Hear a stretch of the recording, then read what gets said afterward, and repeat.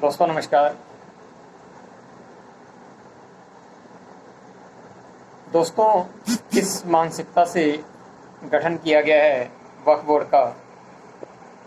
सबसे बड़ा सवाल तो यही है। लाठी के जोर पर भूमि गमन नहीं तो क्या है?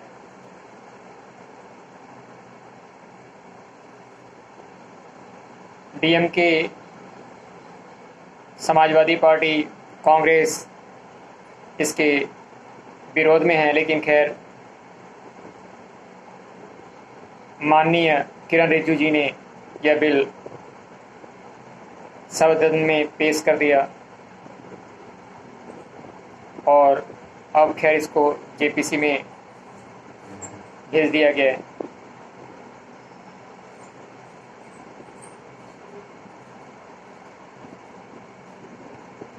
दोस्तों, वक्फ बोर्ड की शक्तियां तकरीबन खत्म कर दी गई, जो कि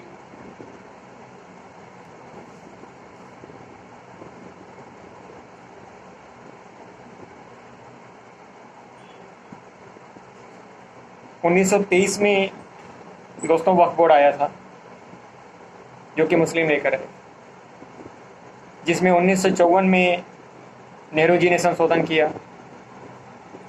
फिर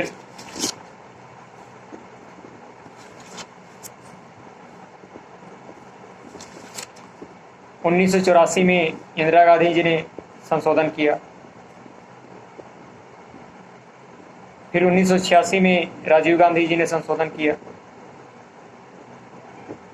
बाद में 1995 में नरसिम्हा राव जी के द्वारा इसको असीमित शक्तियां दे दी गई, जिसके बाद कोई भी मूवेबल या इमूवेबल प्रॉपर्टी पर वक्फ कब्जा कर सकता था, चाहे वह राष्ट्रपति का भवन ही क्यों ना।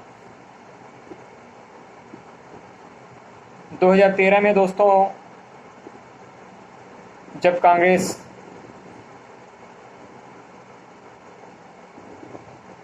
सत्ता में थी, वक्फ बोर्ड को और भी शक्तियां दे दी। जो वक्फ के पास जमीन थी वो तकरीबन 5 लाख एकड़ थी, और आज 10 सालों में ये जमीन डबल हो चुकी है, 10 लाख करोड़ से ज़्यादा। 40 पन्नों का बिल संसद में पेश किया गया। 9 लाख प्रॉपर्टी, 10 लाख करोड़, 10 लाख एकड़ जमीन। पहले सिया और सुन्नी दो ही बोर्ड हुआ करते थे दोस्तों। अब बोहरा और आगा खानी को भी ये अधिकार दे दिया गया है कि वो भी बोर्ड बना सकते हैं।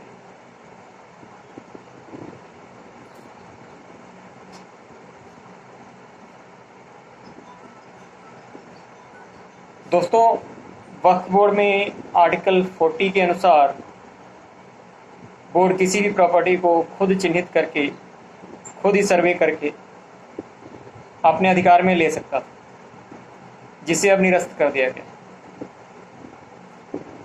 हाँ दोस्तों, आर्टिकल 40 निरस्त कर दिया गया है। अब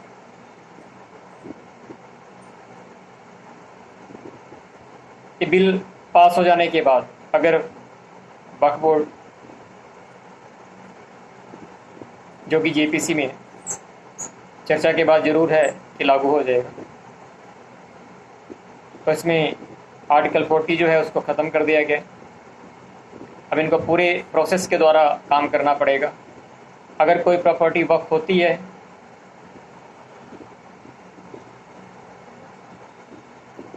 तो पूरी इन्फॉर्मेशन देनी पड़ेगी, प्रॉपर्टी किसकी है आदि सारा रिकॉर्ड मेंटेन करना पड़ेगा। दोस्तों, पहले कोई भी प्रॉपर्टी वक्फ करते हुए महिला से पूछने की ज़रूरत नहीं होती थी, लेकिन अब महिला की स्वीकृति भी अनिवार्य होगी। यदि किसी का कोई वारिस नहीं है तो महिला की स्वीकृति से ही वह कर सकेंगे, अन्यथा नहीं कर सकेंगे। दोस्तों, एक एमएलए, एक एमपी, एक आईएएस, एक इंजीनियर, एक एडवोकेट, एक मुतल्लवी, एक मुस्लिम स्कॉलर, इन 7 लोगों को मिलाकर वक्फ बोर्ड की स्थापना की जाती, जो कि सारे के सारे मुस्लिम हुआ करते थे। लेकिन अब इसमें इंजीनियर की जगह डीएम को दे दी गई है। अब डीएम तय करेंगे कि ज़मीन वक्फ की है कि नहीं।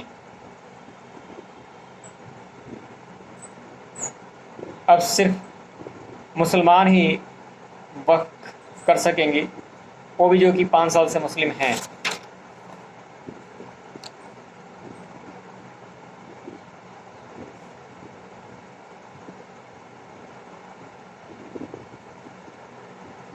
वक्त से अब लिमिटेशन भी हटा दिया गया है, जिसमें कि प्रॉपर्टी चिन्हित करने के बाद 30 दिन की लिमिटेशन दी जाती थी। उन 30 दिनों के अंदर अगर कोई आके क्लेम कर देता था कि प्रॉपर्टी हमारी है,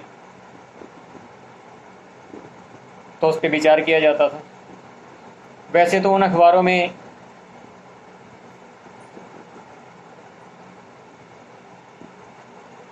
सूचना दी जाती थी जिन अखबारों को कोई पढ़ता ही नहीं था, या 2000 तक भी उसकी सर्कुलेशन नहीं हुआ करती थी।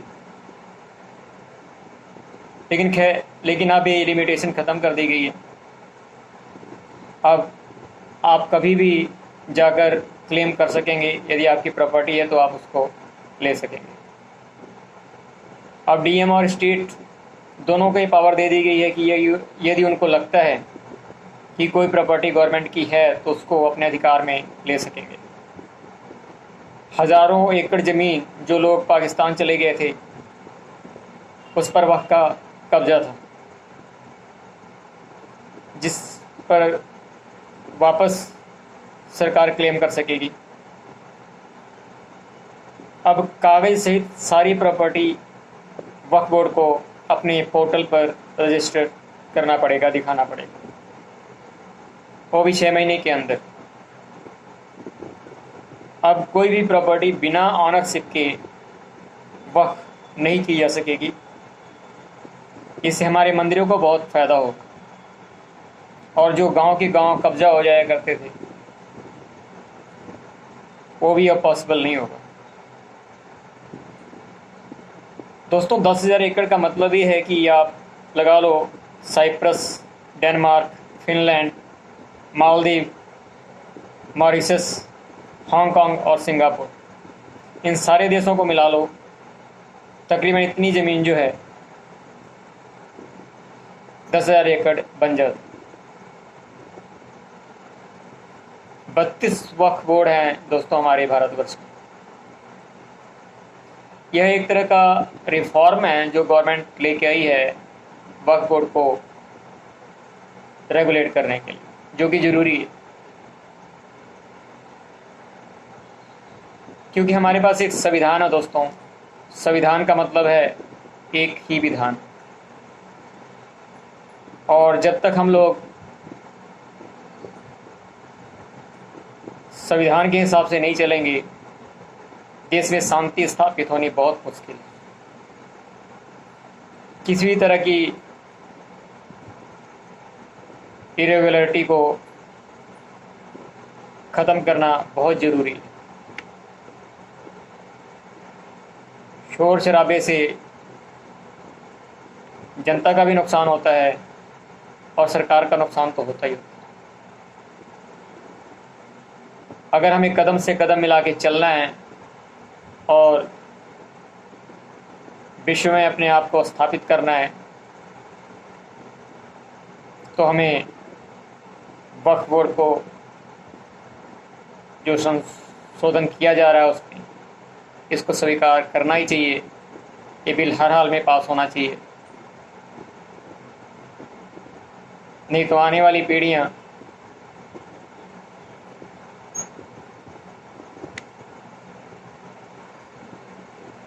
खुश नहीं रह सकें।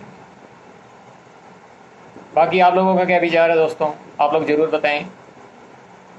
अगर जानकारी अच्छी लगे तो इसे लाइक करें, शेयर करें, चैनल को सब्सक्राइब करें। आपका दिन मंगलमय हो। जय हिंद, जय मां भारत, जय भारतवर्ष।